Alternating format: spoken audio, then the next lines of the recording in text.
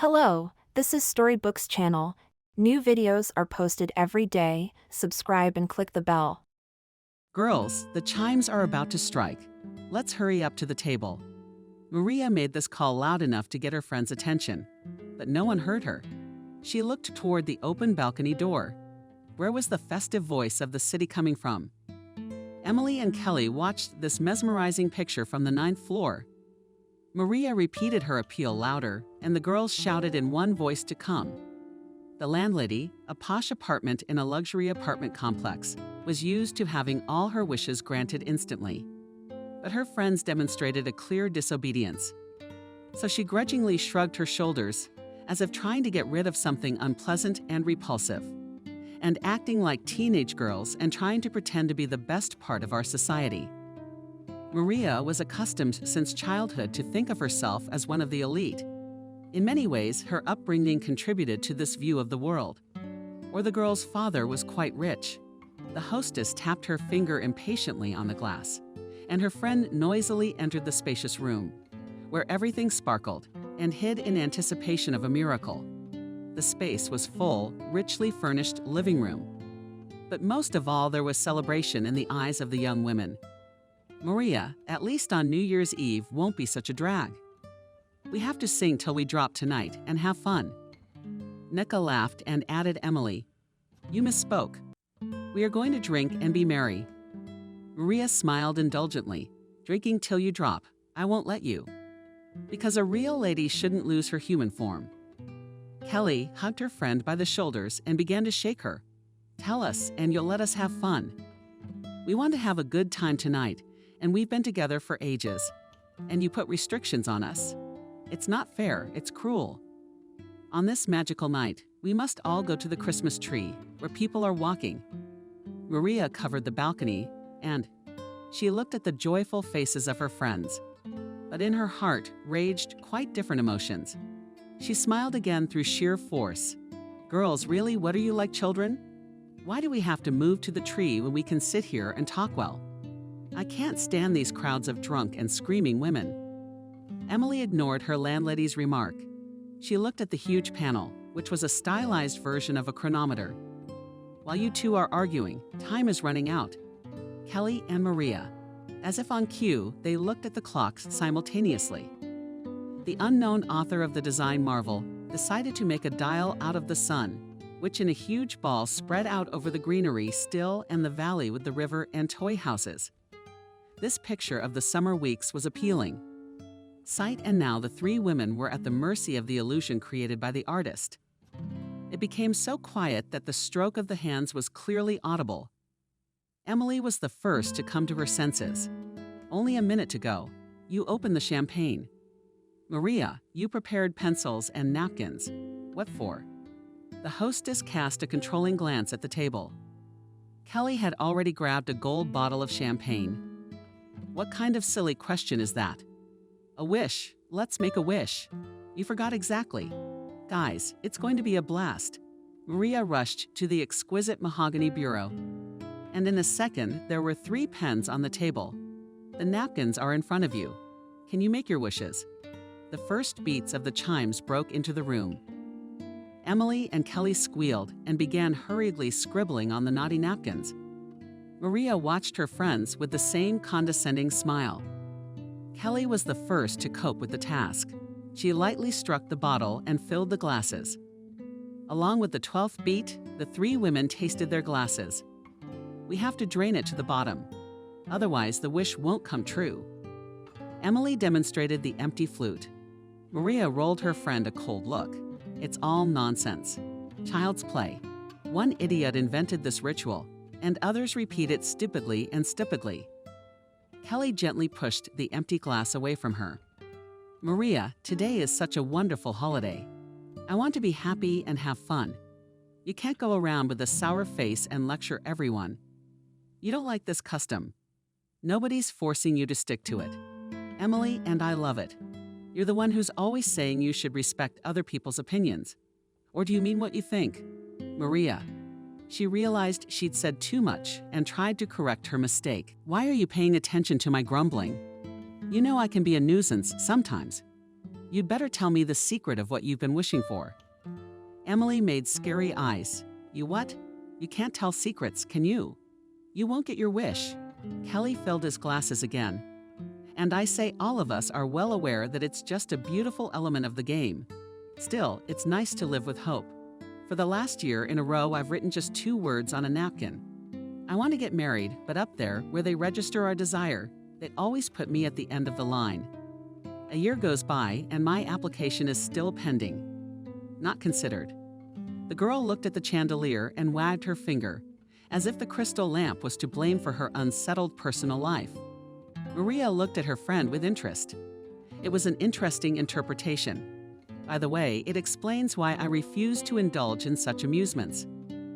Emily was actively wielding a fork, but it did not prevent her from inserting her meaningful word at the right moment.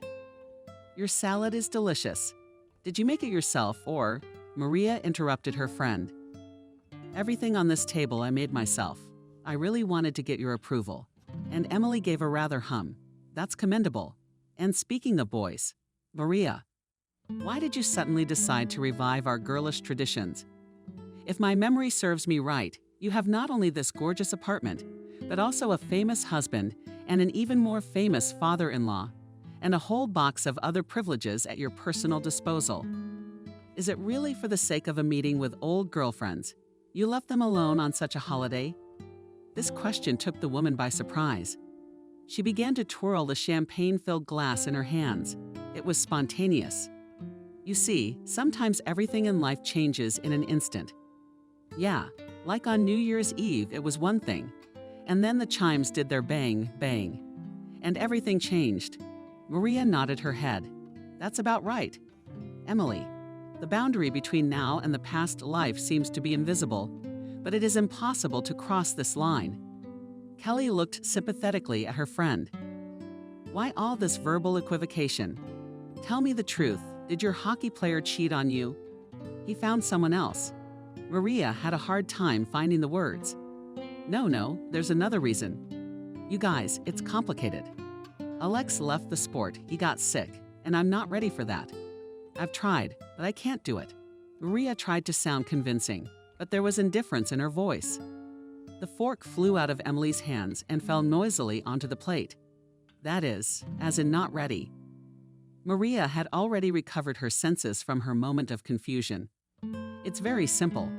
When I got married, I didn't think I'd have to take my husband by hand to the bathroom, wash him, and make his bed. I'm sorry for the details, but you asked for it. So when you were rolling around in ice cream with a circus of chocolate-covered prosperity, everything was fine. You thought your whole life would consist only of pleasant moments. Maria smirked. You'd think otherwise, wouldn't you? It is the duty of any decent man to provide for his woman. For the sake of fairness, I have to say that for more than 7 years I've managed to do that. But now, in addition to his health problems, he's also having financial difficulties. And you got scared. Yes, I was scared. What's so shameful about that? I'm a normal woman, not a nurse. I need a healthy man. Kelly got up from the table with determination. Another ruined New Year's Eve. Let's go get Emily under the Christmas tree and then drop in on me. Even though we're not used to lobsters, we have a decent appetizer too. Emily followed her friend. Thank you, Maria. But we really should go. We're not the right company for you. They hurried to leave Maria's apartment, who looked at them with a wicked look. So go away. Hypocrite, miserable, playing the paragon of virtue. They will sell themselves for an extra 100. I could hear the elevator going up. Before stepping into the cabin, Nico said disappointedly to Maria, You used to measure everyone by your own standards. But there are other values in life besides money. Goodbye. The automatic doors closed almost silently. Maria remained standing on the landing. It was a holiday outside, and she was in mourning. The clock read 2:15 p.m. God, what a bad way to start the year. Why did I invite these fools over? I'm going to fix this. Maria frantically searched her phone for the right number. Ben, Happy New Year to you. Don't you miss it? Oh, that's nice to hear. Well, I agree to be your snow maiden for the night. You wait. Maria had long noticed that Alexa's ex-boyfriend was partial to her. the men used to play together. But Ben was not lucky enough to draw the lucky lot, so he was openly jealous of her husband's success. The former friend was even ready to make a mess of Alex, but all did not get a good chance. Now he hinted at this circumstance, to which Maria responded, "Ben, I promise to give you the chance you have been waiting for. I hope you know what I mean." A man's contented chuckle and a whisper was heard in the receiver. "I'm really looking forward to seeing you." The mood immediately rose to the right mark. Maria most appreciated those who openly admired her. She watched her reflection in the mirror, corrected the tightly pulled back perfect figure, the dress. And why not? How long can you keep up the nun's code? I am a lively and very beautiful woman. I need to shake off the stress too. And Ben is a very nice man and deserves a woman's warmth. Maria threw her mink coat over her shoulders and headed for the elevator. Jacob could not get used to the deafening silence that had settled in his huge house for many months.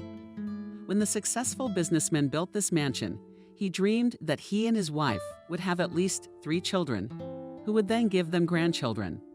But Nancy was horrified at the prospect of being a mother of many children.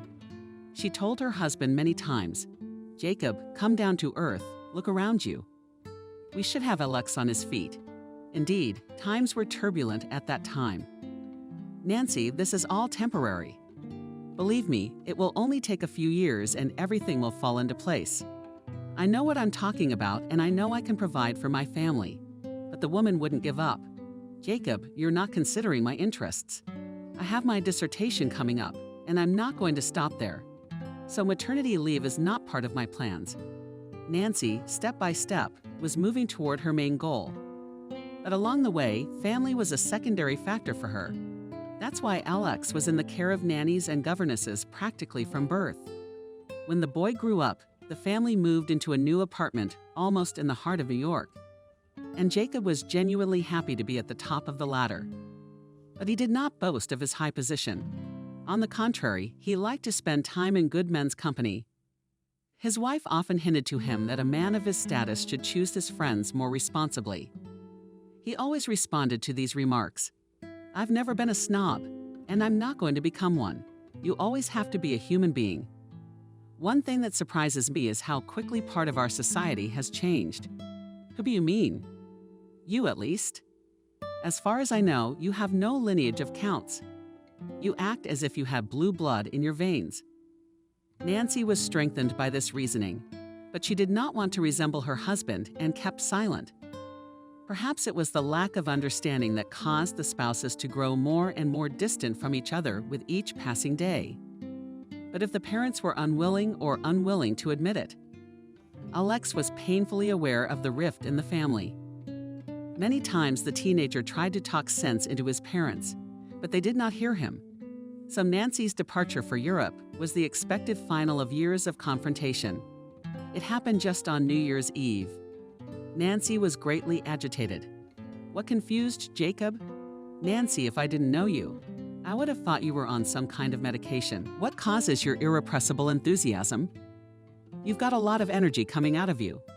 The woman hugged and kissed her husband in front of her son, though she had never allowed herself such liberties in front of a child before. "Jacob, I am really bursting with joy, and I have been walking to this day for so many years, and it has come. I wanted to keep it a secret, but since you brought it up, I confess." The woman paused expressively, and Jacob felt his heart roll frantically. But in spite of his excitement, he tried to turn it into a joke, because he could see how anxiously his son was watching them. "Don't tell me you decided to clean out the bank or the jewelry store on New Year's Eve." The woman squeaked squeamishly. "Well, as always, you ruined everything with your flat jokes." Alex intervened in the conversation between the adults. "Mom, Dad, I didn't say anything offensive. You're just taking the humor wrong." Nancy tapped her knuckles on the table, as if the people in front of her were students, not people close to her. "I can see that you two are conspiring well. Maybe it's for the best. You'd make a good couple, wouldn't you? I'll be gone for the time being." Alex froze. Jacob asked sharply, "And where are you going?" "Nancy, don't be sarcastic, Jacob. I've got a lucky ticket, and I don't want to miss my chance. As part of a partnership with the European educational community, I'm going on an internship in Austria. Before, you couldn't at least give us a heads up. Jacob, why should I? We've been living our own lives for a long time. You and Alex won't even notice my absence. Besides, our son is quite an independent man, and he doesn't need a babysitter. Jacob couldn't help himself from jabbing his wife. It's funny to hear you say that. You never burdened yourself with unnecessary worries. For you, science has always been more important than family. The woman remarked philosophically. Sometimes you have to sacrifice the dearest things. What can you do? That's life. You should be happy for me, but you're not. That's all right. The separation would not be long, because the internship is only for 2 years. And Jacob saw his wife off with his son. He remembers that day well. It wasn't yet time for the New Year's Eve ruckus. So the ornate Christmas tree flaunted in the center of the airport building, arriving from the holidays. Passengers were happily photographed against the festive entourage, embracing the synthetic Santa Claus. Nancy kept glancing at her watch, and it was obvious that she was burning with impatience to leave the country soon. So the goodbye came out crumpled and cold. The woman leaned on her shoulder for a few seconds. It is obvious that she is a friend of your son. Son, take care of your father. And be sure to come in the summer, I'll arrange your visa. Jacob's memory is preserved by his wife's smile. Then the man thought that's how people smile when they get rid of something they don't need. At that moment, he realized that his wife was leaving his life forever. But he said nothing to his son about his hunches. Not even a year later, the man received notice in the mail that his wife had filed for divorce. He felt humiliated and insulted. Trying to cope with his emotions, Jacob nevertheless dialed his wife's number. Nancy called every week to check on her son's affairs. Her husband's affairs no longer interested her. The businessman never called her first, so the woman on the other side of Europe was greatly surprised. Jacob, something has happened. Do you have the conscience to ask? Don't yell at me. Explain to me what happened. No, you explain to me, please. What does the message I received mean? You didn't think you'd get it so quickly. Well, guess what? I did. You could have warned me. You could have called. Jacob, himself realizing that calls are very expensive, the man interrupted his wife with irritation. Nancy, you haven't found a very comfortable excuse. Are you so strapped for cash that you can't call your husband? Have I offended you so much that you don't think it's necessary to discuss the matter at least over the phone? I didn't think you got to that level. That's your business. And you don't have to worry about the dissolution of the marriage. I've already instructed my lawyer, and he will prepare all the papers. There was silence on the other end. But Jacob could sense, even from a distance, the thoughts of his wife's mind.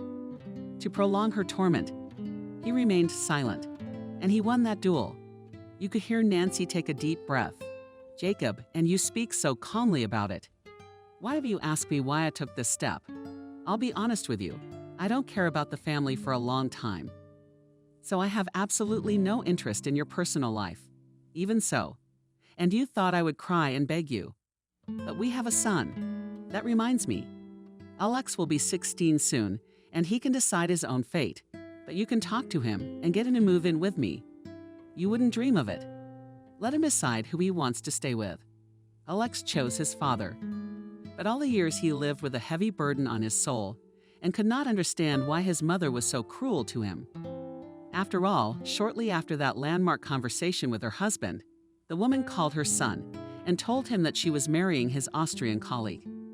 But Alex didn't even listen to his mother and hung up. Only a few months later, Jacob found out about the phone call.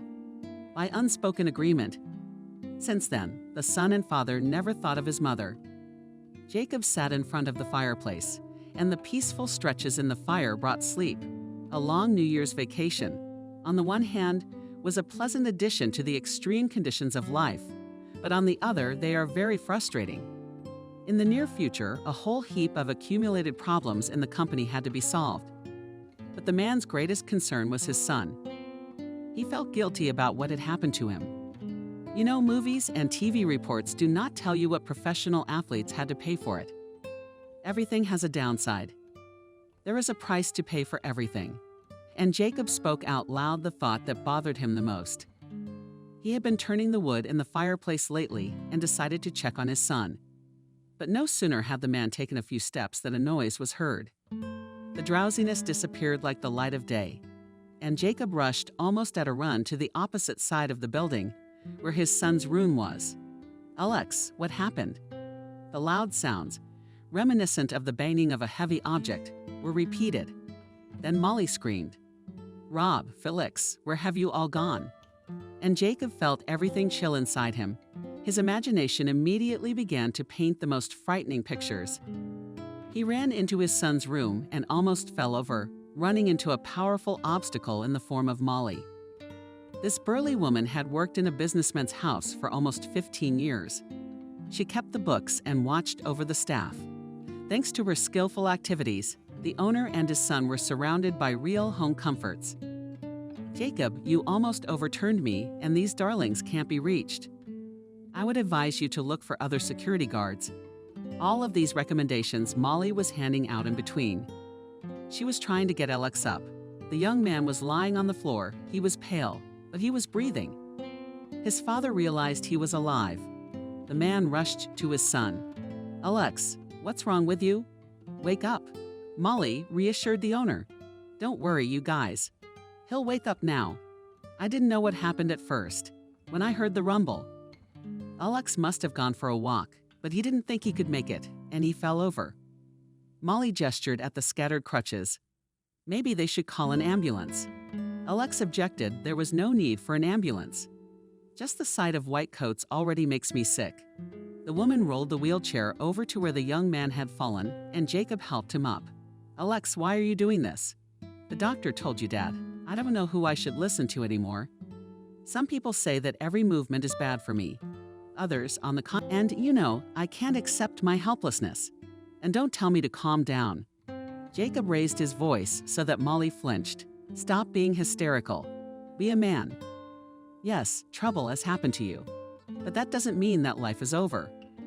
Alex looked at his father with surprise, and he continued, "And I'll tell you without doctors, you can't pee. You have to believe in yourself.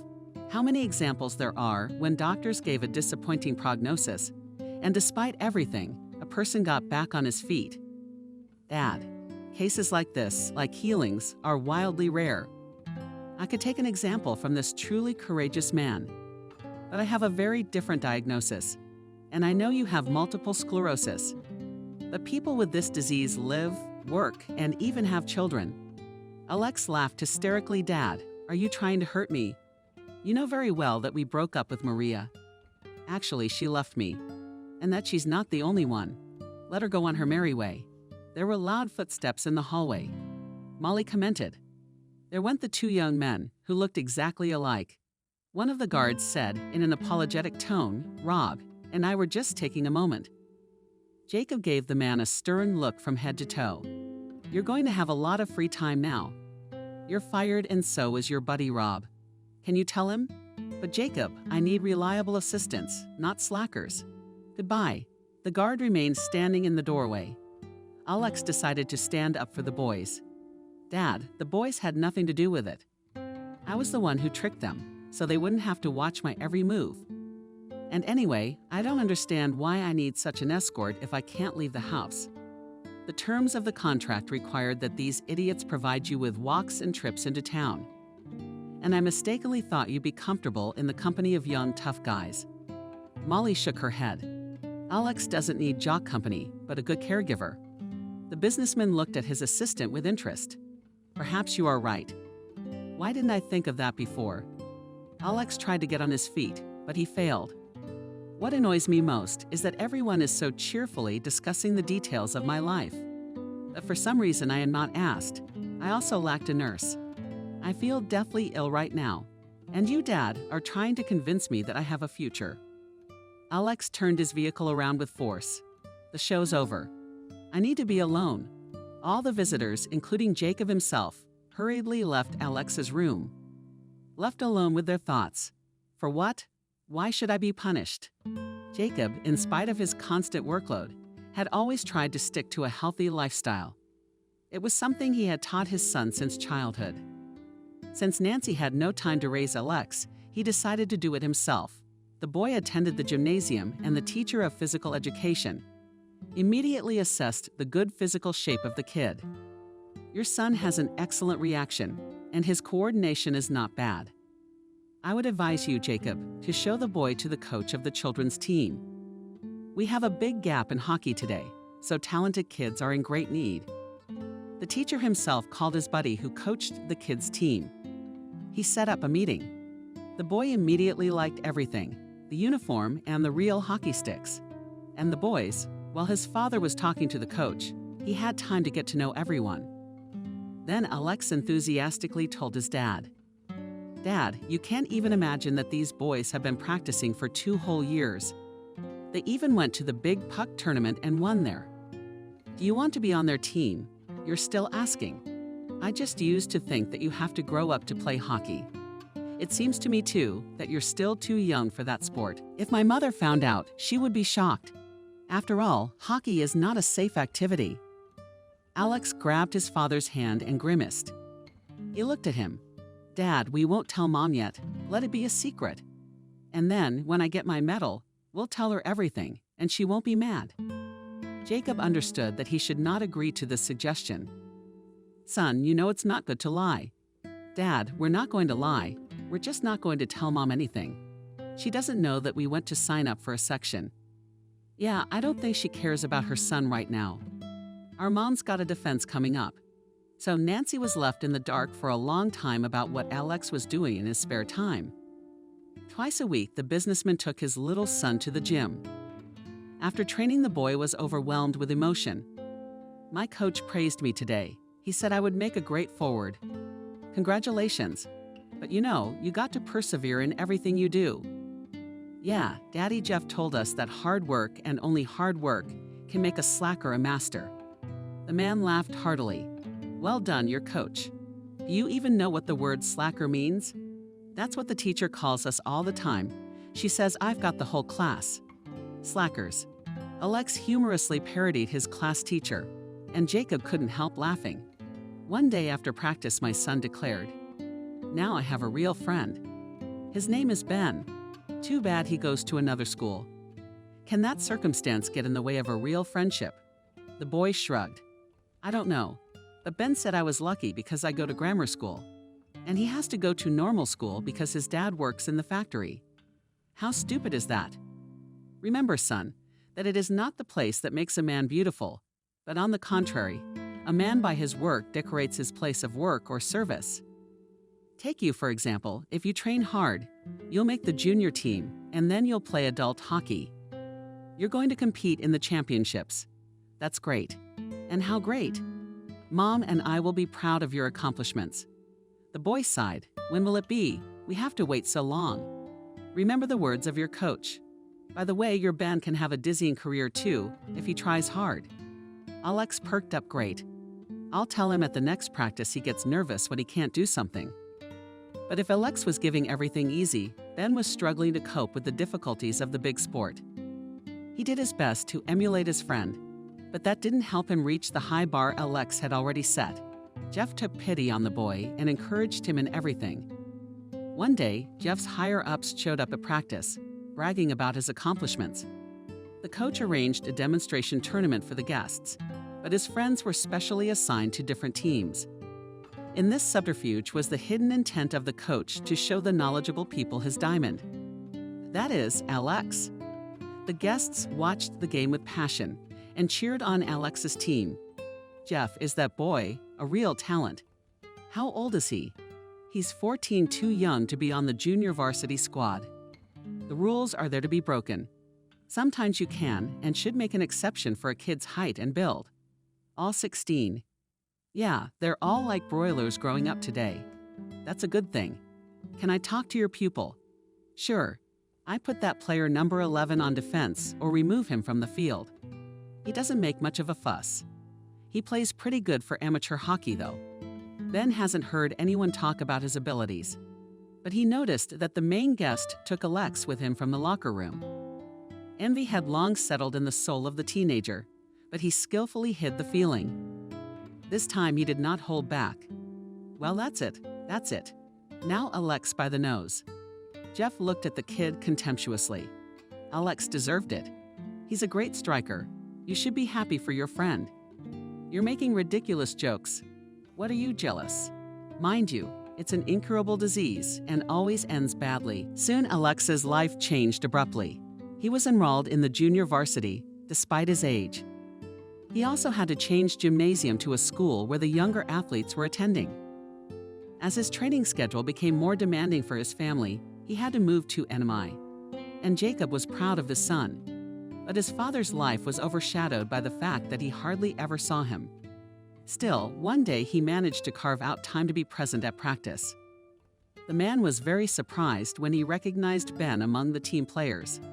In the evening, he asked his son, "I see your teammate is keeping up with you, Alex." This remark somehow embarrassed me. Kind of like he's trying. That's why the coach decided to keep him as a substitute. But he is not taken to serious tournaments. He is not offended by this selective attitude. Alex looked at his father strangely again. In a big sport, there is no place for fighting, for figuring things out, and here you have to defend the honor of the team. That's what your Jeff says.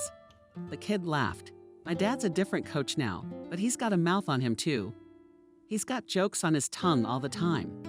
Jeff comes in here all the time. He worries a lot about us. He says we're like his own kids. It's good to have people like Jeff in your life. Bruce is our new coach. He's all right too. But Ben isn't crazy about him. I wonder what your friend doesn't like about the new coach. Jeff felt sorry for Ben. After all, Bruce chases him around the field like a dog. Of course, Ben doesn't like it, and he gets mad at everybody. There's nothing you can do about it. You said it yourself, the best man wins in sports. Son, why do you call your coach such a frivolous name? That's the way he wanted it. I'm the youngest one on the team. All the guys are older than me. A lot of them are in college. By the way, Bruce himself is also a student. He is only 28. He went into coaching after an injury, but he can't get over it.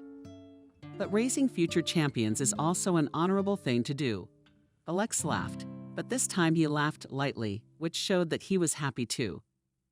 Dad, you make an interesting conversation today, as if you learned in advance the headlines from the newspapers. I'm sorry, son. Our generation was brought up on other ideals. And we, in our day, sincerely believed in apple trees on Mars and many other things. Alex often hinted at his father's different perceptions of the world around him.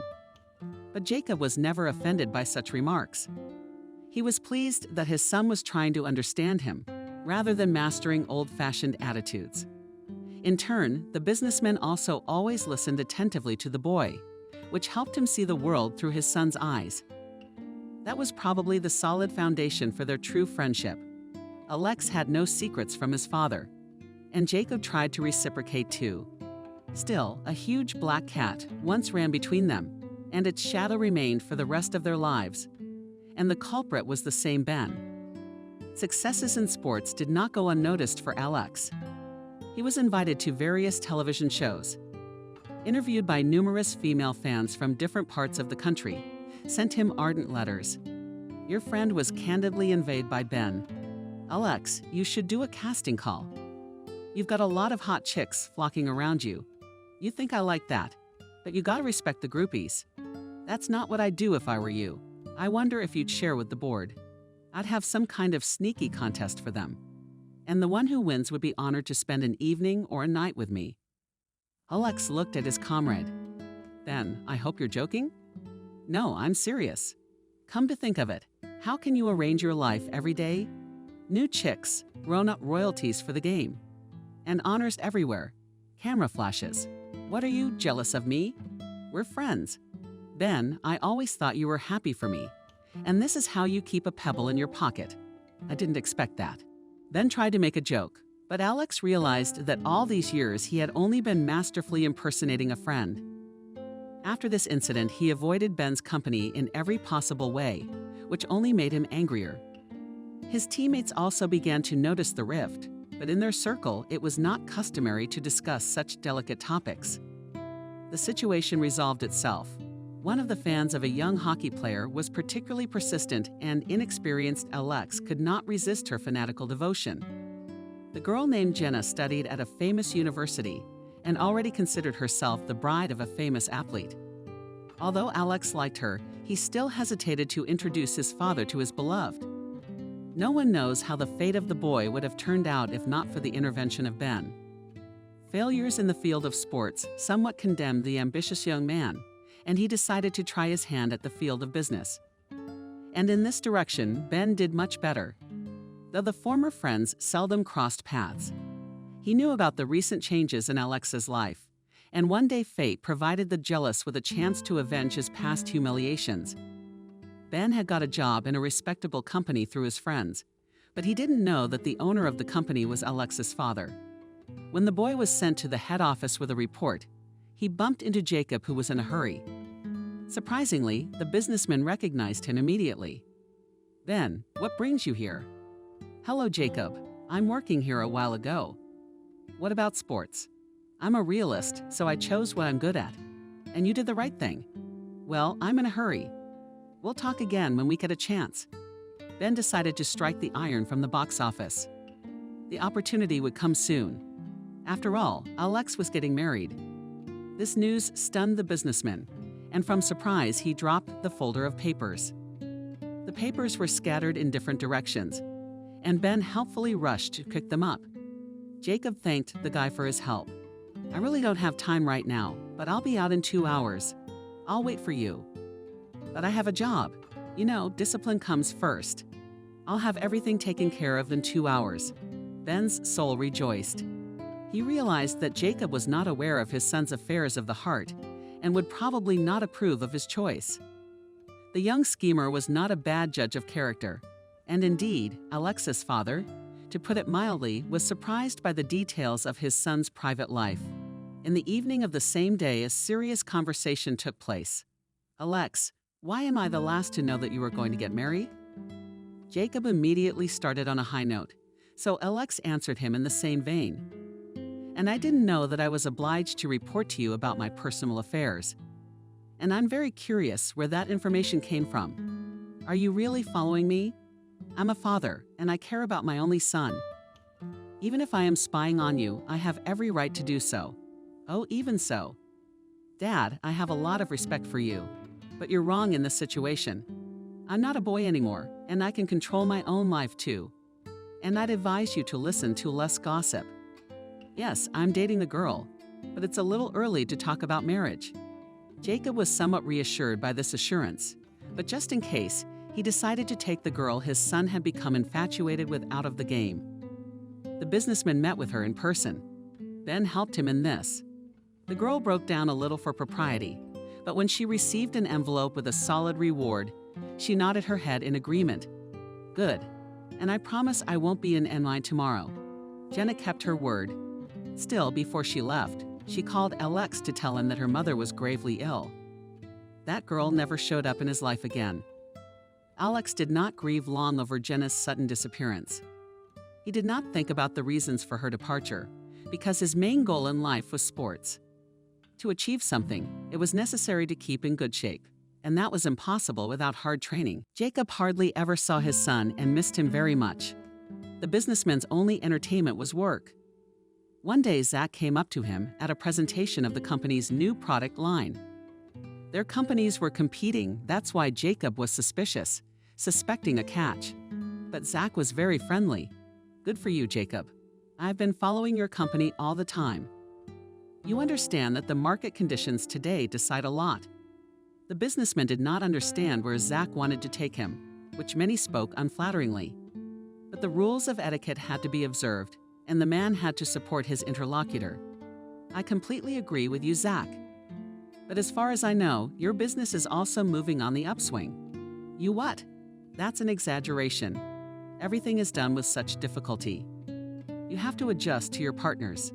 "I don't like that. What to do?" "We all depend on circumstances and other people. But sometimes it's in our power to turn the situation around.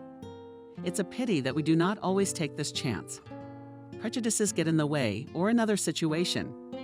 Yes, modern business is the sea, in which those who can't swim quickly drown." Zach's face lit up. He realized that his character-filled speech had reached its goal, and Jacob had figured out the old fox from the second move, but on purpose he showed incomprehension, so that he revealed himself even more. Zach took 2 champagne glasses from under his nose. I proposed to drink to the professionals. I admit that I'm always happy to see a worthy opponent, and at such moments I'd like to turn the chessboard upside down. Would you like to start the game all over again? Or something else? Other. I'm always in favor of useful alliances. It seems to me, Jacob, that we have much to discuss. Sure, if you don't mind. I don't mind. Zach, but you yourself understand that players on the same team should keep their cards open for a partner. I hear you. I guarantee you integrity from my side. By the way, I wanted to ask you a long time ago, how is your son and his portrait? Do not leave the newspaper pages. I hear he's in the Legionnaires now. Yes, he signed a 2-year contract with the Finns. But Alex was also invited by other clubs. But the Finns offered more details. I don't know. But that must have been the case. You see, dear Jacob, business has penetrated even into sports. But it seems to me that it's fair when a person wants to convert his achievements into money. After all, an athlete sacrifices the most important thing: his health, his personal life, and many other blessings. Believe me, I know this kitchen well, because for 6 years I've been in it with my son. Although I have a daughter, that also does not let me and my wife to relax. A girl who is spoiled out of her mind and is so claiming that nothing can move her. The subject of children immediately brought the 2 businessmen closer together, and soon they began to think of a plan to merge the 2 companies into one. The final stage of the deal took place just before the new year, and the companions decided to celebrate the event together. Alex was greatly surprised when his father told him that they would be celebrating the new year at Honey's. Dad, that I had very different plans, and I think that at my age it's already indecent to walk hand in hand with my father. Alex, you haven't been very good lately. I'm just asking you. Okay, if it means that much to you, I'll be patient. I was gonna go out with the guys though. We haven't seen each other in 100 years, and now it's a good opportunity. Are you gonna be able to see your friends and girlfriends again? Yes, by the way, Ben works for me. I know, a very promising young man. Good for him. The mention of a former friend immediately spoiled Alex's mood. Many times he caught himself thinking that a former friend voluntarily or involuntarily, but interfered in his fate. Zach's house made a strong impression on Alex, although he himself was accustomed to a life without poverty. But his father's newly minted companion was an obvious fan of the luxurious life. The young man's eyes soon glittered and sparkled. But this was the beginning of the ordeal.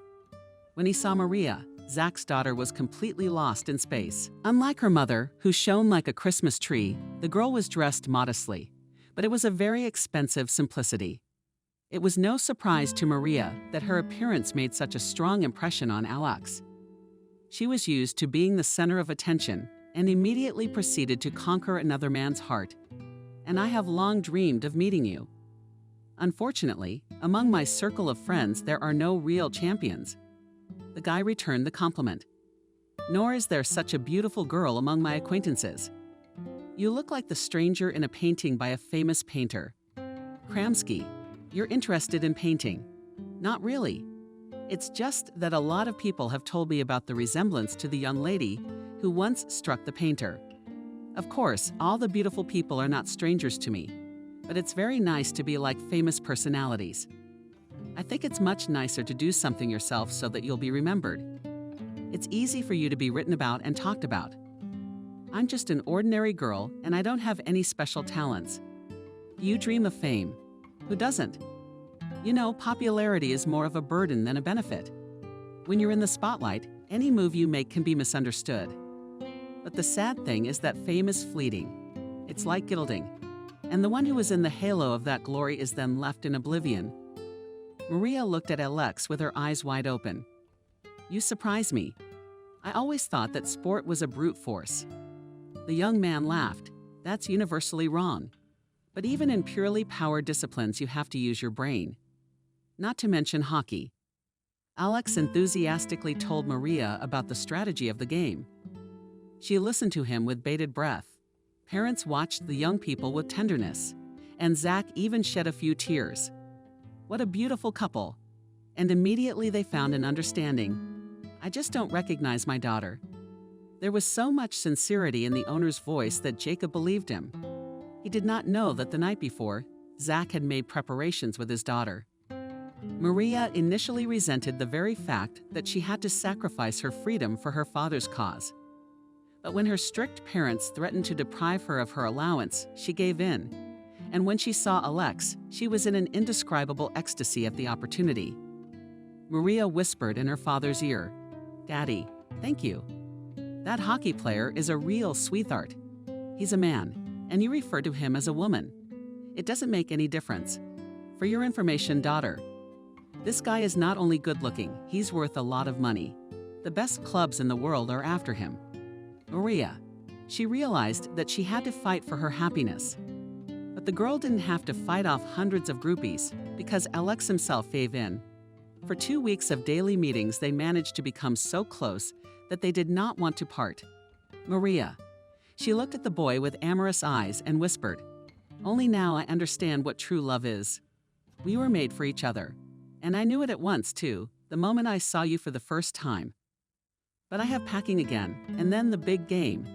And I'd love to cancel everything. But I can't blow my contract. Are you going to get punished?" Alex rolled his eyes playfully. "You have no idea what awaits me in this case. You'd have to pay a huge amount of penalties. If a guy gets sick, if a serious injury happens. After all, in hockey you have these sticks and pucks. Even illness is not a mitigating factor. Of course, there are milder conditions here at home. But the life of a Legionnaire is not so benign. Then I do not understand why I agree to play for another club. It is unfortunate to admit it, but for an athlete, it's not so much about money, but rather about prestige. Although money is also a weighty argument, but still the opportunity to play for a well-known team is a real treat. That's why we try not to pay attention to injuries. Have you had injuries often? I wouldn't say often, but there have been. When he was a junior, did he seriously hurt his knee with a minor bruise from a fall? Or did one of his teammates hit him with a stick inadvertently? I don't think it's that dangerous. Big sports are not for wimps. And you were right to point out that it is not safe. Alex was touched that Maria was interested in what he was doing and genuinely cared about him. He realized that he wished she was always there for him. The parents of the lovers were ecstatic about their decision to become one family. The wedding was noisy and crowded. Rich ceremonies were written about in secular publications. Disappointed admirers were desperately jealous of the chosen one of the famous athlete. But the honeymoon flew by, and it turned out that both are not ready for family life. Or rather, they both had their own ideas about family life. Accustomed to a life of luxury, Maria began to complain about everything. She didn't like the fact that her husband was always in training camp. But at the same time, her comfortable existence required a lot of money. For this reason, Alex was forced at the end of one contract to conclude a new one. But he was also not satisfied with the idle life of a young wife. Rumors began to reach him that Maria was enjoying herself to the fullest during his absence. The situation heated up and one day led to a loud scandal. Alex was the first to express his discontent. "Maria, you and I have been married for 3 years. It was time to think about having a baby." The young woman sounded as if she was already being pitied by a snake. "To have children, you must first provide for their future. Maria, fear God. Isn't what I earn enough for you?" The woman laughed hysterically. "Can these miserable crumbs you bring in enough? It seems to me you could earn much more if it weren't for your modesty." "What do you mean by that?" "It's simple. You have to raise the stakes. You agree to pay for someone else's team for a pittance." "Maria, you're less amazed. If my salary looks like a penny to you, then what amount do you think might be considered appropriate? Aren't your demands too high? Maybe it's time to moderate your appetites a little. Besides, I won't be running around the field with a stick forever. I'll be 30 soon, and I'll have to give up a lot of sports." The woman of indignation was rushing around the room. "And you're talking about children. If we have a family, it goes without saying. I'll go into coaching and we'll live like everyone else. I don't want to be like everyone else. And I'm not going to breed into poverty either. The outburst of emotion was so strong that Maria could not stand it and burst like a schoolgirl. Alex did not reassure his wife, as had happened before. He left home and spent the day at the sports school and where his start in big sports had once been. Jeff rejoiced at the visit of his former student. They talked at length about sports and just life. Alex offered Jeff a ride home. He agreed most of the way. The old coach was silent, and only at his home sadly remarked, "I was very happy to see him. Thank you for not forgetting me. But I do not like Alex, your appearance. You look very tired, like a lemon put through a juicer. Get out before it's too late. You can't go out on the ice in that mood." Alex felt he wasn't in the best shape himself, but he couldn't leave because of his contract. And he had 2 more years to endure. "It's okay, I can do it. And then I would give up my career." But fate had other plans. Alex did not have time to join the new team as he began to have health problems. First began to shake hands, then added to this weakness in his legs. The man put it all down to overwork and did not say anything to the team doctor.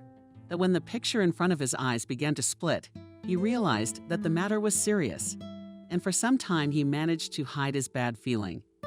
But at one important match, the excitement exacerbated all his symptoms, and Alex could not play at full strength.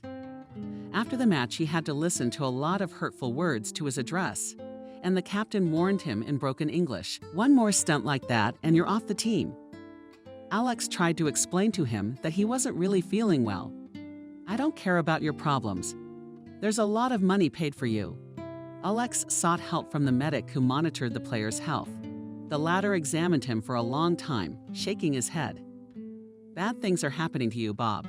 "Aye, Alex, never mind, but you need to shout Karawool." "Why?" "I can't. How do you say by I?" "But if you don't take care of it, right now it's going to end very badly. That's why I came to you. You give me some pills. I'll take them. I can't stop now." The medic nodded understandingly again, his bald head shrouded in color with that cap. "I understand the forfeit. That's right. You know how much my master twists me." The doctor rummaged through his safe for a long time, then pulled out a jar of zeros. "Here, Bob. But they're more than 1 pill a day. I got it. I got it." "And why do you call all our Bobs?" The doctor shook his head again. "I don't know. That's the way it is. At the beginning, the pills helped a lot.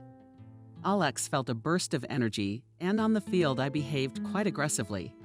But the recovery period did not last long, so he decided to double the dose himself. But it did not help. One day during the match, his legs refused to obey Alex. He collapsed on the ice and could not get up. He was hospitalized for only a few days. And Jacob was shocked when he learned what misfortune had befallen his son Alex, arranged for treatment at one of the best clinics. And just a few days later, he found out that he had multiple sclerosis. The attending physician talked about the terrible disease as if it were something ordinary. "I'm sorry, my friend, but you can forget about sports forever. The main thing now is to preserve your quality of life." Alex heard this term for the first time, so he asked the doctor to explain more. He corrected his glasses and began patiently explaining. "I don't want to scare you, but the results of the examination show that a pathological process has been running in your body for a long time. Perhaps the cause was an injury. What often happens to athletes? Or maybe you inherited the disease? It is impossible.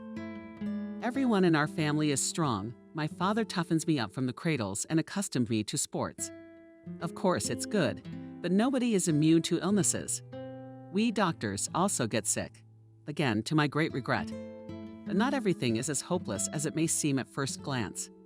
People with such a diagnosis as yours live a full life. However, your case is a bit uncommon, so the prognosis is not so consoling. Doctor, I don't understand you. One minute you're saying I'm almost healthy, the next you're predicting something else. Alex, don't get too excited. We'll be watching you." Making predictions on the fly is a thankless task.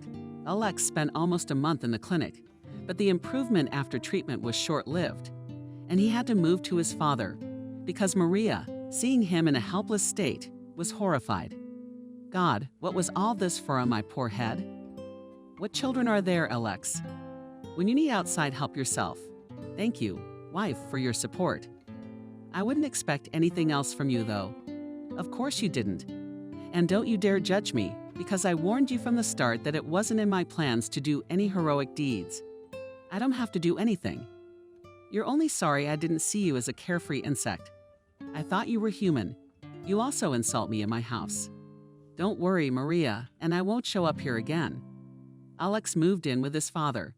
Soon word came that a case was pending against him. The reason for the lawsuit was non-compliance with the terms of the contract. The amount of compensation was several times higher than the fee he received, but Jacob paid it all in full. I don't want you to be dragged through the courts in this condition. Thanks, Dad. I've got to get out of this trap. It's mandatory. There's no other way, and you can always count on my help. Alex gradually began to get used to the new conditions of life, but Maria ruined everything. Just before New Year, she arrived at the country house to give her husband yet another scandal. Jacob was absent at the time, but Molly witnessed an unpleasant scene. Maria attacked Alex right from the threshold, regardless of his condition. You've made yourself comfortable. Nice house, servants. And in addition to the decorations, a wheelchair, an oil painting. Alex tried to remain calm. You think my helpless position is ridiculous. Oh, really? Is that allowed? I'm supposed to cry and moan. Maria, tell me frankly, why did you come here? Do you still have the conscience to ask me that? You left me without a livelihood. I see. You don't have to go on. You want money? Yes, I do. I'm sorry, but I can't help you with that. As you can see, I'm not in a very good place myself. You should think about getting a job, or let your daddy support you. It's not up to you. Maria has gathered her strength to make one last complaint. Alex, you can still get me back, but you need money for that. So the woman nodded accordingly, not suspecting a catch in this question. Alex wheeled his wheelchair closer to her, and she frightened her back. Maria, I have a counter-proposal for you. You can have me back too, if you agree to move into this house for a while, to help my father out a little. There was nowhere else to retreat, and the woman hit the wall. You're just asking me to be your nurse. You're my wife, not a stranger. No, I can't do that. I'm not ready for that. Molly saw Maria storm out of Alex's room as she ran past the ruler's house. That one didn't hold back, bitchy, cotton candy-coated doll. Maria turned around. Are you talking to me? For you. Who else? The visitors shouted, House of Freaks in hysterics. Why didn't I realize it right away? Molly opened the front doors. Go on, madam, get out of here, and don't come here again. She cursed her life as she went, as well as the inhabitants of this house. Maria got into the car and sped toward the gate. Molly crossed herself 3 times, as if trying to protect the house and herself from powerful visitors. Contrary to the positive assertions of the attending physician, Alex's condition was rapidly deteriorating. The weakened body and the stresses played a cruel joke on the athlete. He caught a cold from nowhere. For 3 days, he was burning with a fever, and the on-call doctor was all over the place. I gotta tell you, it's not good. In addition to the underlying disease, he also had a cold. And where could he have caught it? Alex answered the doctor's question himself. A couple of days ago, some friends came to see me. That's right. Spring is flu epidemic time. So why sit around like a hermit? If you want to save what's left of your health, you have to make sacrifices. Doctor, my life has been nothing but sacrifices these past few months. Tell me, then why live at all? The doctor didn't answer that question and quickly left. Jacob volunteered to accompany him. Doctor, I'm absolutely desperate. What can you advise us about my son? Already the best doctors have looked, and the professor showed him, but all at the same point. The district doctor squinted his eyes. You know, I'm not a professor, but I say that all depends on the desire of the patient. Your son himself doesn't want to or isn't determined to get better. So what can you do? You have to motivate him. I mean, he's an athlete. Yeah, that's the kind of person who's focused on success. And our patient needs to be motivated to succeed too. But how do we do that? It's up to you. My experience tells me that even a little success will do wonders for his free time. That is to deprive the guy any opportunity to immerse themselves in their own depressing thoughts. If I were you, I would hire a nurse, preferably a young, pretty girl. And Jacob wondered, does age and gender matter? It does. After all, a young man, even a sick man, would not want to show his weakness in front of a lady. I may be wrong, but this is all based on my personal observations. All day long, Jacob pondered the doctor's strange recommendation. And in the evening, he invited Molly into his office. It's not exactly uncomfortable to give you such an errand. And I am very much afraid of being misunderstood. Jacob, don't bother. I heard everything yesterday. The doctor spoke very loudly, so it was impossible not to hear him. And what would you say about his proposal or the nurse's candidacy?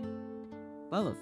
Of course, I don't know much about medicine, but I think our doctor's advice is worth taking. At the very least, it's worth a try. I think I have such a candidate in mind. Jacob perked up. I should have started with that. Don't be overjoyed. Maybe you're not happy with this girl. Okay, what's the point of going around and around? Around. My niece, Hope, is a nurse by training. After college, she worked in a clinic for 4 years. But something happened there. I don't know exactly. In a word, the girls were banned from professional activities. But you can be a nurse. She is proud and accepted the mercy of her employer. And where does she work now? She's a courier. She's delivering papers. And I'm the one who has to pull the strings. Molly prepared to tell her boss about her hard life in great detail. But he impatiently interrupted the woman. Have your niece come tomorrow. In principle, I have no choice. If the girl has worked, she must have some experience. Yes, she gives me a massage and knows what pill to give me when my blood pressure spikes. Okay, we have a deal. Of course we do. I can't say no to you, Jacob. You're like family to me. I'm worried about Alex. I watched him grow up. Molly lived at the other end of the village, and every day she had to walk a decent distance. But this evening she was hurtling home, and her heart was filled with double joy. The first was the chance to employ her niece, who had been in her care since she was a baby. Secondly, she would finally be able to arrange her personal life. This energetic woman had in mind a man who gave her signs of attention. But the gentleman did not have his own place, so we had to meet secretly. Molly, with a noise, barely out of breath, piled into Cindy's house. The niece had never seen her aunt in such a state and was frightened. Aunt Molly, are you all right? Has something happened? There is Cindy. I've found you a job for money. The girl's face is blushing. Are you kidding? What kind of joke is that? Well, you may not be happy with the job, but you can't be choosy if you don't want it. The girl started to poke her aunt. Why are you all talking in riddles? You decided to torture me on purpose. Let me catch my breath. I'll tell you all about it later. I've got dinner ready too. I just got paid today. And how much did the girl doomfully squeeze out? $30. Yes, it's meager pay for your services, but nothing. Soon you'll be like cheese and butter. Molly expected her niece will dance with joy, but Hope, on the contrary, became sad. The aunt even took offense at this reaction. And I rushed like a horse through the village to make you happy. And you didn't even smile. Of course, being a nurse is a shame for you. Aunts, what are you talking about? All a nurse has is a white coat. And sometimes you have to do the kind of work that would make a normal person shudder. I was upset for another reason. What if that Jacob of yours calls the clinic and finds out all about me? And let him call. Although I don't think he will, because my businessman is a very decent man. And why are you so afraid? You still haven't told me why you've displeased your bosses. You could have informed me at least now, so that I could have been informed. I don't feel comfortable telling you about such things. Molly pulled the girl to her and stroked her hair like a baby. Silly you, I am like a mother to you. That is why I am allowed to tell you everything. Her eyes sparkled. Everything was fine until this patient showed up in our ward. His name is Jones. Wait a minute. That's not Jones. That's Aunt Molly. But he was still in his position then. They took him off when he got drunk and got behind the wheel. There was a freak on TV. He came to us earlier with a heart attack and immediately had his eye on me. The bastard had a craving for strawberries. He's about 50 years old now. 47 on the passport. Anyway, at first he started paying me all sorts of dirty compliments, and then he wouldn't give me a pass at all. I had to ask the girls when I had to go to his room. After all, he was treated in our single rooms. And what happened next? If I only found out that he had hurt you, I'd do it with my own hands. Cindy smiled through her tears. I may look frail, but I could stand up for myself. Anyway, Jones started complaining about me to the superintendent for being rude to patients. Our supervisor took me to prevention. I promised him it wouldn't happen again. Then there was a night duty, and the bastard pretended to feel bad. And the timing was perfect. When I was alone on duty, and as they should in such situations with resuscitation kit in the room flew in, and he put me on the bed. I still feel disgusted. Molly froze. Now I understand why you were silent. All of you, at least, listened to the end. I had the tray in my hands. I hit him right in the face. And then I hit him in the most vulnerable spot with my knee. Good for you. Is that what you think? Jones bent over, blood trickling from his broken nose. Of course, immediately everyone came running. But no one wanted to listen to me. They believed that asshole that I had deliberately assaulted him. But do you get a wolf ticket for that? Of course, there is such an article about incompetence to the position held. But the manager decided not to bring the case to court. He suggested that I resign at my own will. True, my work record book was still spoiled. Why didn't you tell me this before? I would have, Aunt Molly. I was just ashamed. The woman cried. And now tell me, where is the justice?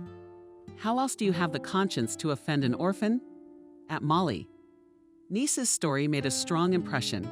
She cried for a long time, remembering how she raised her niece alone. She and her sister were orphaned when the younger girl was only 7 years old. Molly was 12 years older than the baby girl. For the sake of her little sister, she had to give up her studies and her personal life. But that instead of gratitude brought her only grief and shame. Molly could not keep track of her sister, and she fell into bad company. The girl started coming home early in the morning, reeking of booze. Molly tried to talk sense into the naughty girl. She cried, promising to make amends. But she did it all over again. Then Lisa proclaimed that she was going to have a baby. Noticing the change in her sister's face, the mother-to-be reassured her. Do not worry, sister. I will give up the baby right away. What do I need it? I'll go to the city, get a job there. This revelation shocked the woman. How dare you say that? People have been suffering for years. They can't have a baby. And you have already planned in advance to give up her own blood kidney. And it was especially offensive to hear such reasoning, because for the sake of her sister's future, she gave up her feminine happiness. But Lissa was not concerned about her older sister's worries. She had hardly waited until she gave birth, and then she went straight to all the trouble. Cindy was only 5 months old. When the men in uniform came to their house, "You need to come with us to the lineup." Molly felt her insides go cold. What happened? You were told to go to a lineup. Maybe your sister is dead. She recognized Lisa right away. The flower tattoo on her arm. She remembers how the medical examiner gave her condolences and then said with regret, she would have lived to be so young and beautiful. And it was all the damned booze's fault. The woman was afraid to look at her sister's vital bodies, and only asked. She had poisoned herself, if only. Can't you see that she was all used? Apparently they got drunk, and there was a conflict with all the tragic consequences. Cindy has been left in the care of her aunt ever since. But Molly never told the girl the circumstances under which her mother died. She did not want to traumatize the child's soul. Her aunt generally tried to keep her niece out of trouble, and for some time she had succeeded. Cindy grew up an obedient girl and pleased her aunt with her success at school. It was on her advice that she enrolled in medical school. It is a profession. Cindy made it up especially for you. You're pathetic, and nurses don't do much. They flit around the wards in their white coats. They only give you a shot in the soft spot afterwards. During her internship, Cindy realized how wrong her aunt had been. But she was not used to giving in to hardships, and soon she fell in love with her job with all her soul. In the morning, Jacob waited for his housekeeper on the first floor. She noticed from afar that Molly was accompanied by a fragile girl. She is just a child. What kind of nurse would she be? But the businessman's disappointment quickly changed to admiration. Nadezhda politely said hello and slowly took off her light overcoat. The owner of the house suggested, "Let me take you to our patient." "All right, but I have to wash my hands first." Patients who are forced to stay within 4 walls are very weakened, so they can easily catch an infection. Alex wasn't expecting visitors this morning, so he was reading the first book he could find in bed when Cindy gently opened the door. He thought he was dreaming because the novel was just describing a similar scene. He batted his gaze into the girl's face, and she blushed with embarrassment. "Hello, Alex. Hello. Who are you? A fairy or a starlet who got lost in the sky?" "No, son, this is your assistant. Her name is..." Alex didn't immediately notice his father and Molly, because all his attention was on the pretty stranger. To his father's remarks, he jokingly objected, "Dad, wait, I have to guess the name of this nymph myself, who jumped out of the pages of the book I'm reading." Jacob wanted to interrupt his son, but Molly looked at him so expressively that he was silent halfway through. Alex glanced at the open page and then back at the girl. In my story, Cindy came to the hero. He was waiting for her, and she came. The girl smiled. "My name is Cindy too." The witnesses to this touching scene looked at each other and decided they had better leave. Jacob whispered there was something magical about that girl. I myself did not expect that she would win me over with one look. And I haven't seen Alex in such high spirits in a long time. Maybe the doctor is right. It's too early to draw conclusions. Let's wait and see. The young men studied each other in silence for a long time. The first to break the long pause was Alex. "Perhaps we should get to know each other better. A star named Cindy." The girl laughed. "Why do you call me that? If you don't mind, I don't mind. But you know, looks can be very deceiving. So you mean to tell me that under the guise of a blonde nymph is a monster?" "No, I don't want to scare you, but I'm definitely not Cinderella. Let's say I'm not a prince either, but what made you come all the way out here to visit a lonely hermit?" "No one made me do it, and it wasn't a long journey, and I came to you to help. You've ruined the whole fairy tale. But I'm still willing to obey you, at least for today. This is already good.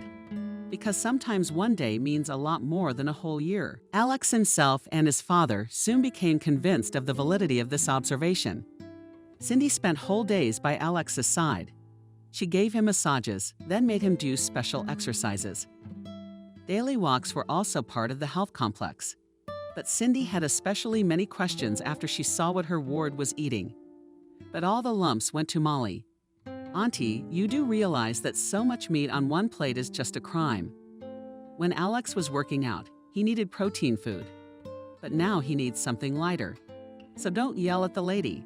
Just tell her what she needs. "All I've been hearing from you lately is complaints. What can I do? I made my own problem." Only Jacob didn't interfere. But he could see by the look on his son's face that Cindy's appearance had awakened in him a desire to live. One evening he came home and could not believe his eyes. Alex, leaning lightly on his cane, was walking along the path that stretched along to the flower beds. "Papa, congratulate me. But I think you deserve all the credit. After all, it was your idea to bring this wonderful girl to our house." "You're wrong. It was your doctor's suggestion. I had no other choice. But I don't think you have any regrets." "You're right. I can't believe it myself. Now, not long ago, I really didn't want to live. Cindy promised to show me to some doctor she knows. Says he's a real expert on this kind of disease." "Do you believe you can get it all back now?" "I do, Father. And thank you for your patience. Whether it was faith or hope that did this to Alex. But his condition was improving every day. They talked a lot with Cindy, mostly about what was before. Alex felt that there was no one else in his life he would ever tell what he was telling this fragile girl. Cindy felt she needed another push, something more that would set the record straight for Andrew and make him move forward. Cindy was sure that all it took was a desire. "Jacob, can I talk to you?" "Of course, Cindy, something's wrong." He took his eyes off the papers. All he'd been doing lately was trying to straighten out his firm's affairs. After paying a huge liquidated damages for his son, and then spending an equally huge amount on his medical treatment, the firm had slipped considerably. Or rather, its business. He said nothing to Alex. And he tried not to let those around him notice anything either. No, nothing happened. I would like to ask you one favor. I need 2 days off. I'm going into town. A friend of mine invited me to a wedding, and I'll be right back. Cindy couldn't lie. And Jacob knew at once that there was some other reason. But he had no right to ask the girl, let alone distrust her. All right, Cindy, we'll manage, don't worry. Cindy knew where she was going. She wasn't, of course, sure she'd find the one she wanted. But she decided to give it a try. Strangely enough, she found the building immediately. A few questions from passersby, a little wit. And there she was at the door. She didn't know how to pray, but then she whispered, "Lord, may this Bruce be found." Yes, Cindy went to another city for the sake of finding the very coach Alex respected so much. About the first trainer, he also spoke very warmly, but only this one could help. She took a long time to explain to the security guard exactly who she was looking for. When he finally understood, he smiled. The girl was led through a long series of corridors. Finally, a door was opened, and she smelled a chill. There he was. "Can you see him on the bench over there?" "Yes. Thank you very much." Bruce was surprised to see a frail girl in a place where only men trained. It was a little unusual. "You're definitely coming my way. If you are the man who trained Alex. So I heard he quit the sport, but he broke his contract." "Yeah, he got sick. It was bad. So he broke his contract. Come on, girl, let's go into my office and you can tell me all about it." Cindy came back excited. Bruce promised to find out something and then make sure to come back. Alex was sitting in a chair outside. He walked today even without a stick. It was, of course, a little scary. He had gotten very used to it lately, but he so wanted to please Cindy. He hadn't seen his father all day, although it was his day off and he wasn't going to work. Strangely enough, Molly didn't show up either. Alex got up, decided to go and look for them, found them in the kitchen. Molly was cooking something. Dad was sitting on the sofa. It was kind of ridiculous, kind of unaccustomed. And Alex couldn't think of anything better to say. "What are you doing here?" And then Alex noticed that his father and Molly herself were somehow embarrassed. He looked at his father in surprise, then moved his gaze to Molly. Suddenly he realized that he had never thought of Molly as a woman. And she was. Yes, she is over 40, maybe even more. But she was a very interesting woman, slim though she was. Brown eyes. Alex hurried out of the kitchen, and Jacob thought everything was all messed up. Before, until Cindy came along, I had no idea that Molly was not only kind and intelligent, but also beautiful. Explain. What did Cindy have to do with it? He couldn't, but it didn't matter. 3 days after Cindy's return, something happened that Alex had never dreamed would happen. They were just sitting down to tea in the courtyard when the security guard came in. "Alex, there's someone here to see you." "Who came to see me?" He said, "Just Bruce." "Bruce." Alex looked at Cindy, but she was talking to her aunt. Then he got up and went to the gate.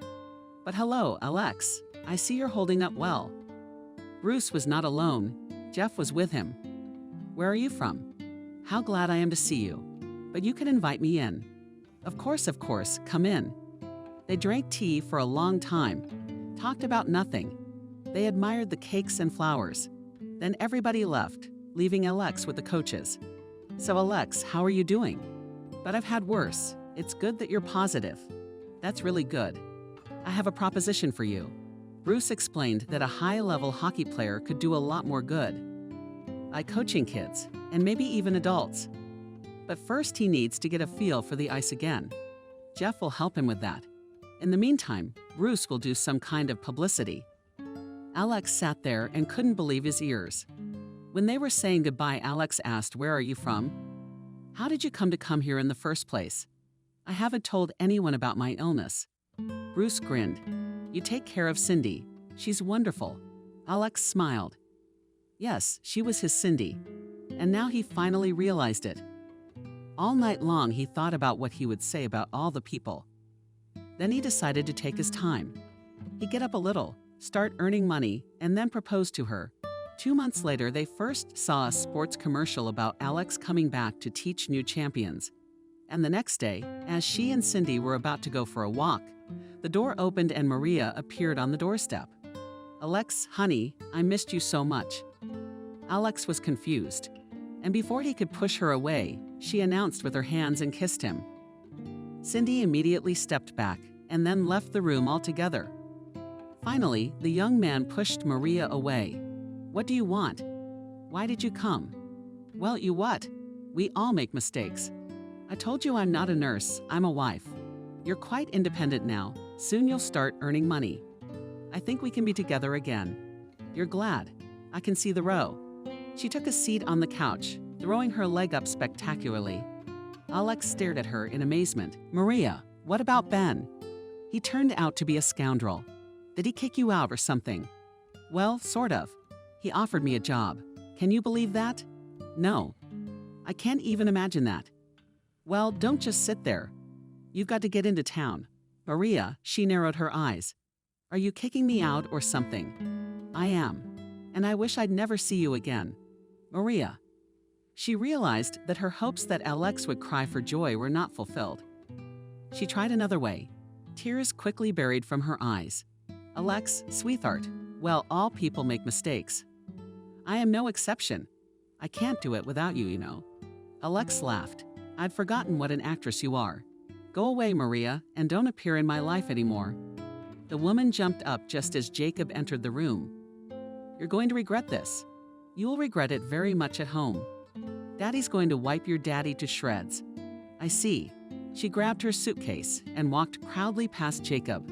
As soon as the door slammed, he turned to his son. "Alex, what was that?" "I'm afraid, Dad, there's another problem." Alex was right. 3 days later, Zach informed Jacob that he wanted a partition of their company. "Zach, but you do realize this is death to me right now." "Of course I do, Jacob. That's why I'm doing this.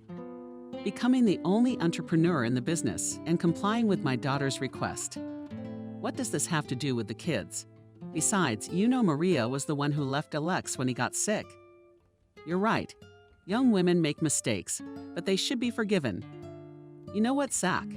Fuck you and your family." Zach wasn't expecting those words and wanted to respond. But Jacob was already out. They were sitting in the yard under the old apple tree, all together. Alex, Cindy, Molly, and Jacob. In front of Jacob there were papers. What to do? "Father, shouldn't I try to borrow money?" "No, Alex, let's think logically. You haven't even started working yet. How will it go? No one knows. Besides, to borrow that much money, you have to clean out the bank. It's that sad. Well, it's a bust. If we sell this house, the apartment in town, and the leftovers, what Zach leaves us after he withdraws his assets, we have a chance to break even." A beautiful woman came up. They had been living without daytime security for days. "Hello," Jacob looked up and held out. "Nancy." Alex looked at his mother without looking away. He thought he would never recognize her in his life, but no, he recognized her at once. "Hello, Jacob." "Hello, my son." Alex was silent. And Jacob stood up, pulled back a chair. "Well, sit down since you're here. What happened? Or have you decided to ruin our lives too? To finish us off, so to speak?" The woman looked at her ex-husband with surprise. "Jacob, what's the matter with you? You never gave up." She was silent for a few minutes, as if gathering her thoughts. "I was in the country on business, and I met a mutual acquaintance. We sat and talked. I didn't know anything about Alex, about what's going on in your country, but I wasn't surprised." Alex looked away. "Alex, listen to me, please. I understand who you think I am, but I don't think it would be better for me to stay. My soul would still be there, and I'd hate you because you wouldn't let me have my dream. But that's not what I mean. My friend told me everything, as I understand it. Right now, the most important thing for you is to save the firm." Jacob nodded his head. "Yes, but I don't think we'll make it." "We will. We absolutely will. My husband died, leaving me a very wealthy widow. Besides, I've done some useful things for that country myself, and I'm paid very well there. Now that the clock has stopped ticking, I realize that I am terribly lonely. I know exactly how Alex feels about me, and I wouldn't go to you. I want to help. I understand that your pride will not allow you to accept money from me. Jacob, can this be considered alimony for Alex's entire life? I'm just not very good with words. I have not been able to give my son my love and care. Allow me to do at least that. I don't buy your forgiveness. I'm used to it. Let there be at least something. She put down the envelope, stood up, and headed for the exit. Alex couldn't take it anymore. Mom, she stopped, turned around. Stay at least a couple of days. Maybe we can make it work. Jacob was proud of Alex now, and so was Cindy. That evening, Nancy, strolling through the garden, heard sobs. She cautiously pulled back the bushes and saw Molly crying quietly in a corner of the garden. The woman smiled and stepped toward her. Molly jumped up frightened. Please don't go away. Sit down. Molly obediently sat down. I know why you are crying. Because of Jacob, because I came. Molly shook her head negatively at first, and then she waved her hand and spoke. You know, we've been around each other for so many years and never looked at each other. How? Like a man and a woman. Yes, exactly like that. Now I don't know what's going on. I chased away the man I was going to marry, and I went crazy. No, you're not. And Jacob loves you too. I saw the way he looked at you. You think so. But why are you telling me this? Nancy smiled. Perhaps because I don't love Jacob. I never did, not as a second husband. You don't mean anything by it. I came for that purpose too. Maria surrounded the table. Dad, well, it won't be for another 20 minutes. You know you can't have everything in an instant. You see, his company's stock is down 1 point. But why so little? I thought you said they'd collapse and you take the firm for next to nothing. Said I don't know what's going on. He basically shouldn't have any money. No bank would give him a loan. I took care of it. Maria flopped down on the couch and turned on the TV. Zach, too, raised his head and stared at the screen with amazed eyes. A beautiful young newscaster was talking about big changes at Jacob's company. Expansion. Tell me, Jacob, here's a man who seems to have everything. He has achieved everything. But why did you suddenly decide to move on? It's very simple. You know, I realized, at any age you can start over. That's my son. He took a turn. He's a coach now. He's about to get married and have a new addition to the family. Here's me. I too will have a wedding soon and a new family member, a grandson or granddaughter. So why should business stand still? We're going to grow and grow as our big friendly family. Maria jumped up. I hate it. I hate it. The father stared tensely at the computer. What is it? Maria jumped up to him that our stock is going down. Someone is buying them up very quickly, and I think I know who the infestation is. He outplayed me again. Zach forcefully slammed the lid of the laptop, so much so that it cracked. Maria stared at him frightened. What are you staring at? And go look for a job. Soon we'll go around the world with an outstretched hand. Maria cried, and Zach swore again. Before the wedding, Alex had only one imperfect job left. They stopped outside the hospital where Cindy was interning. What are we here for? They entered the hospital, and Alex literally dragged her along. Finally finding the right door, he pushed it open. A man with a bald head and a long nose came up to meet them. Alex looked at Cindy. She nodded, and Alex punched him in the nose with great pleasure. But now that was it.